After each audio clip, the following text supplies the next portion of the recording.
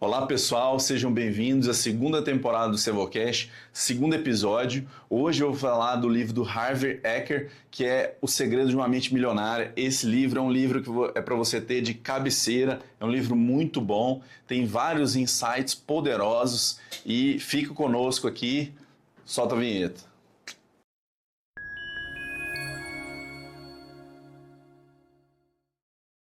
Então pessoal, Harvey tem uma história pessoal que é impossível de ignorar quando você está lendo o livro.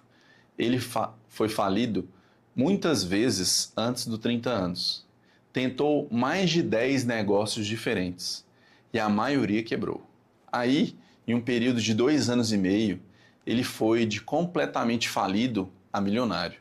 E não foi um negócio milagroso que mudou, de fato. Foi o entendimento na cabeça dele, a mentalidade dele que mudou. Como estava programada para lidar com o dinheiro. A decisão de mudar essa programação, que mudou absolutamente tudo. Ele sistematizou esse processo, criou seminários sobre o assunto e em 2005 publicou O Segredo de uma Mente Milionária. Em apenas 4 semanas, o livro chegou ao topo simultâneo das listas do New York Times, US Today, Wall Street Journal, algo raríssimo na categoria de desenvolvimento pessoal, que é uma categoria assim, muito disputada, tem muitas publicações. O que é fascinante do ponto de vista editorial é que Eker não tem formação acadêmica em psicologia ou economia. O livro não cita estudos científicos controlados, não tem peer review, não tem dados de pesquisa formal. É fundamentalmente ancorado em experiência pessoal e observação prática de padrões ao longo de anos. E ainda assim funcionou, e continua funcionando, porque ele tocou em algo que a literatura acadêmica frequentemente evita: a dimensão emocional e subconsciente da nossa relação com o dinheiro. As pessoas não leram e pensaram, que dado interessante. Elas leram e pensaram, é exatamente isso que acontece comigo. Como ele sabia? Literariamente, o livro é uma mistura de autobiografia, manual prático e manifesto filosófico. Ele alterna entre revelação pessoal e prescrição de comportamento de uma forma que mantém o leitor engajado, sem nunca parecer um manual técnico árido. A crítica legítima, e eu sou honesta sobre isso, é que parte das afirmações do livro é mais intuição articulada do que ciência verificável. Mas a intuição bem articulada de alguém que observou padrões durante décadas tem um valor que não deve ser descartado levianamente só porque não veio de um laboratório. O conceito central do livro é que Eker chama de termostato financeiro. A ideia é que cada pessoa tem um nível interno pré-programado de riqueza que considera normal e confortável. Assim, como um termostato de ar-condicionado mantém um ambiente numa temperatura específica, o seu termostato financeiro vai te puxar de volta para o nível que você acha normal. Então, seja para cima, quando você cai abaixo, seja para baixo, quando você sobe rápido demais. Então, é por isso que loterias, estatisticamente, não resolvem. É por isso que pessoas que herdam patrimônio sem a mentalidade certa, a mentalidade milionária, correspondentemente e frequentemente o perdem em alguns anos. O termostato os puxa de volta ao nível que sentem como familiaridade. Então, ele diz nessa passagem, que é maravilhosa, abre aspas, se você quer mudar os frutos, primeiro tem que mudar as raízes. Se você quer mudar o invisível, o visível, primeiro tem que mudar o invisível. Essa é a frase que estrutura todo o argumento do livro, e ela é mais poderosa do que parece na primeira leitura. Eker está estabelecendo aqui que resultado financeiro é sintoma, não causa. A maioria das pessoas trata o problema como se fosse operacional. Preciso de mais renda, de um negócio melhor, de uma promoção. Eker diz que isso é tratar o fruto sem olhar para a raiz. A raiz é a programação mental construída ao longo da infância e adolescência. e ela opera silenciosamente, abaixo da consciência, filtrando cada decisão financeira que você toma. Isso significa que você pode ganhar mais e continuar igual, porque quando o dinheiro sobe, o termostato encontra formas de gastar, de sabotar, de criar desconforto com a nova realidade até voltar ao nível familiar. Eker dá exemplos específicos. O profissional que dobra de salário e inexplicavelmente dobra as dívidas. O empreendedor que fatura mais e, estranhamente, gasta mais em experiências que nunca valorizou antes. A programação interna comanda. A conta bancária é apenas o display. No cenário atual, isso aparece de formas muito claras e muito contemporâneas. Vemos influenciadores com audiências de milhões que vivem no vermelho, porque o estilo de vida que constroem para a câmera consome tudo que entra, e às vezes mais. O termostato não está calibrado para acumular. Está calibrado para exibir o que pareça o nível que deveriam ter. Aparência de riqueza, não riqueza. Isso nos traz esse insight, né, que você tem que mudar primeiro a sua mente, como você visualiza, né, mentaliza as coisas, tanto valor quanto dinheiro, né, são ideias diferentes, e aí você consegue mudar toda a sua programação mental e, consequentemente, a sua vida. Harvey propõe que a programação financeira vem de 3 fontes básicas. O que você ouviu sobre dinheiro quando era criança, o que você viu sendo modelado pelos adultos ao seu redor e os incidentes específicos que viveu envolvendo dinheiro. Ele chama isso de arquivos de dinheiro.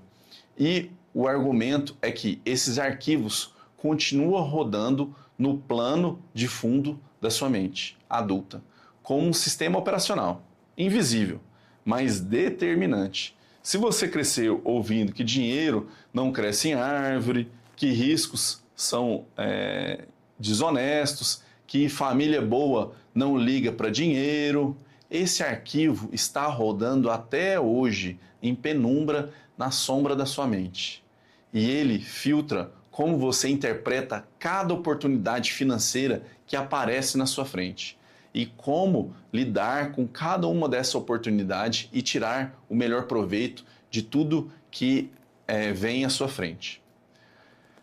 Tem uma passagem legal que ele fala assim, ó, quando o subconsciente tem que escolher entre as emoções profundamente enraizadas e a lógica, as emoções quase sempre ganham. Ou seja, o que você sente em relação ao dinheiro, aquela compra, aquela conquista, né, faz com que molde toda a sua vida e a sua trajetória. E aqui Eker está tocando em algo que a neurociência confirmaria com muito mais rigor décadas depois. O sistema límbico, responsável pelas emoções e pela memória afetiva, tem conexões neurais muito mais densas com o córtex pré-frontal do que o inverso. Em termos práticos, sua memória emocional sobre dinheiro tem mais poder sobre suas decisões do que qualquer análise racional que você faça. É por isso que ler livros de finanças por si só raramente muda comportamento de forma duradoura. A informação chega no córtex pré-frontal, a parte analítica, consciente, mas a decisão real é tomada em outro lugar, onde estão os arquivos emocionais que Eker descreve. Você sabe que deve investir. Você entende a matemática dos juros compostos e, ainda assim, procrastina, gasta o que deveria investir, cria justificativas plausíveis para não agir. Isso não é fraqueza, é programação. O que me interessa literariamente é que Eker não propõe ignorar ou suprimir as emoções. Ele propõe tomar consciência delas, identificar o arquivo, rastrear sua origem e então decidir com intenção se quer continuar rodando aquele programa ou começar a reescrever. No mundo atual, isso importa especialmente porque o marketing moderno é inteiramente construído para hackear exatamente esse sistema emocional. Publicidade profissional não vende produto, vende identidade, status, pertencimento, medo de ficar de fora, coisas que têm raiz direta nos arquivos emocionais que Eker descreve. Quem não tem consciência desse mecanismo está sendo operado por ele, sem perceber e sem resistência. Um insight maravilhoso, né? Ele fala assim: faça um inventário dos seus arquivos, reserve 15 minutos para escrever. Quais frases sobre dinheiro você mais ouviu crescendo? O que os adultos ao seu redor modelavam sobre finanças com seus próprios comportamentos sobre dinheiro? Identificar o arquivo é o primeiro passo para escolher se quer continuar rodando nesse arquivo, né, nessa mentalidade de pobreza, ou se você quer uma mentalidade de riqueza. E você pode reescrevê-lo. O legal é isso, você pode reescrever a sua mentalidade, né, aprendendo com Harvey nesse livro. E ele solta um red flag falando assim: mindset não substitui o método. Uma leitura apressada do livro pode te dar a impressão de que mudar o pensamento é suficiente para mudar o resultado financeiro. E não é. Mentalidade abre portas que você antes não via, mas você ainda precisa passar por elas com estratégia, com execução, com calma, com clareza e discernimento. O mindset sem método não acumula patrimônio. O livro termina com uma das distinções mais provocadoras que já li em qualquer livro sobre finança. Harvey traça um paralelo entre a forma como as pessoas que têm a mentalidade rica possuem e as pessoas que têm mentalidade pobre interpretam tanto a riqueza quanto a própria existência. Então, ele filosofa aqui, né, para falar sobre riqueza e sobre dinheiro. E ele não está falando sobre quantidade de dinheiro, ele está falando de postura diante da vida, né? Tem uma passagem interessante que ele fala assim: pessoas de mentalidade rica acreditam que eu crio minha vida.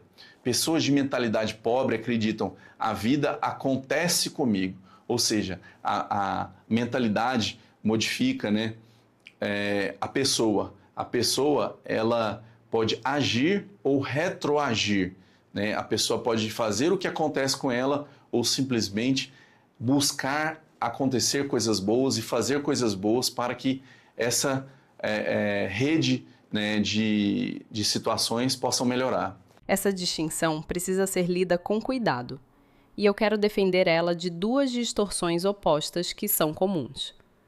A primeira distorção é ler isso como negação da realidade social.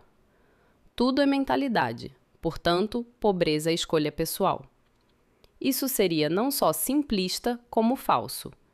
Existem condições estruturais, históricas, sistêmicas, que determinam o ponto de partida das pessoas, e ignorar isso é desonestidade intelectual. A segunda distorção é descartá-la como pensamento positivo barato, porque o núcleo da afirmação tem substância real e observável.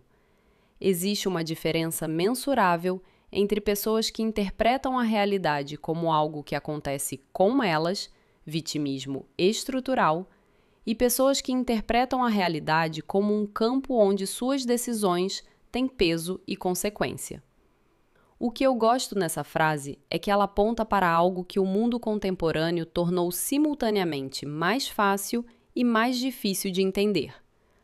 Mais fácil porque nunca houve tantos recursos, ferramentas e acesso à informação para quem quer construir algo.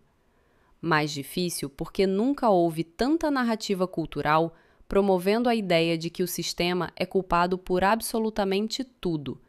E essa narrativa, quando internalizada como identidade, é o termostato mais poderoso que existe para manter alguém exatamente onde está. A ação da semana é um exercício, né, de arqueologia mental. Pega um papel, de verdade, não celular, escreve 5 primeiras coisas que vêm à sua mente quando você pensa em dinheiro. Não filtra, não censura a sua mente, né? É do subconsciente mesmo. Escreve o que vier primeiro. Depois, lê o que você escreveu. É o que você entende sobre dinheiro, sobre riqueza e sobre mentalidade. E pergunta: isso é genuinamente o que eu penso? Ou é alguém que me ensinou a pensar quando eu era criança? Ou seja, reflexo, é espelho de alguém ou da sua trajetória, da sua vida na infância? A maioria das pessoas nunca fez isso. E é difícil reescrever um arquivo que você nem sabia que estava rodando no automático. Semana que vem, fechamos o ciclo com o livro mais provocador dos 3 do início desse arco. Se a Babilônia deu as leis e Eker mapeou o mapa mental, Napoleon Hill vai fazer uma coisa completamente diferente.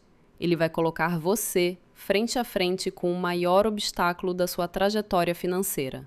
E não é a falta de dinheiro, não é a falta de oportunidade. É você mesmo.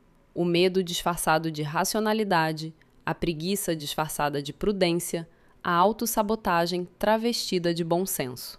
Mais esperto que o diabo, tem um personagem chamado simplesmente de Diabo. E esse personagem vai dizer coisas que você vai reconhecer com um desconforto muito específico, porque ele vai falar de você. Semana que vem. Então, pessoal, acaba aqui o 2º episódio da 2ª temporada, do Cebocast. Fique conosco, até a próxima.